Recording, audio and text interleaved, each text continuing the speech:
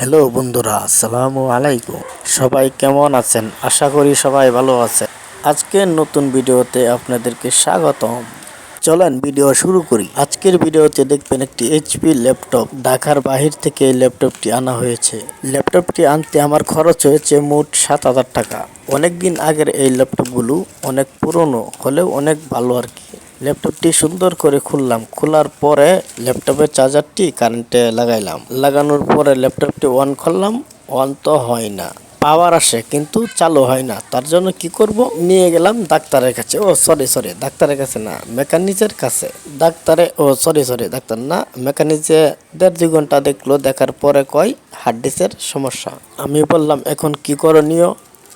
Mechanic বলল তখন যে এটা হার্ড ডিস্ক গেছে, তার জন্য একটা এসএসডি লাগাই দেই, সব কিছু ওকে। আমি বললাম আপনাদের কাছে কি হার্ড ডিস্ক নাই? সে বললে নাই, আমাদের কাছে হার্ড ডিস্ক নাই, এসএসডি আছে। এখন কি করব, ভেবে তো আর কিছু পাই না। পরে লাস্টে একটা হার্ড ডিস্কই লাগাই লইলাম, আরও 2,000 টাকা বাড়তি খরচ করে। এখন আলহামদুলিল্লাহ ভালোই চলে, এখন কোনো সমস্যা হয় না। 9,000 টাকা খরচ করে ল্যাপটপটি এখন আমি রানিং করে চালাইতেছি। অনেক সুন্দর লাগছে আমার কাছে। তো আপনাদের কাছে কেমন লাগছে সঠিক জানি না। অবশ্যই আপনারা কমেন্ট করে আমাকে জানাবেন যে কেমন হলো ল্যাপটপটি। 9,000 টাকা কি বেশি হয়ে গেছে নাকি ঠিক আছে?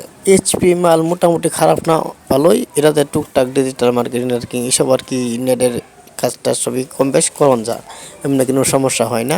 ভিডিওটি কেমন লাগলো কমেন্ট করে জানাবেন। লাইক, কমেন্ট ও শেয়ার করতে ভুলবেন না।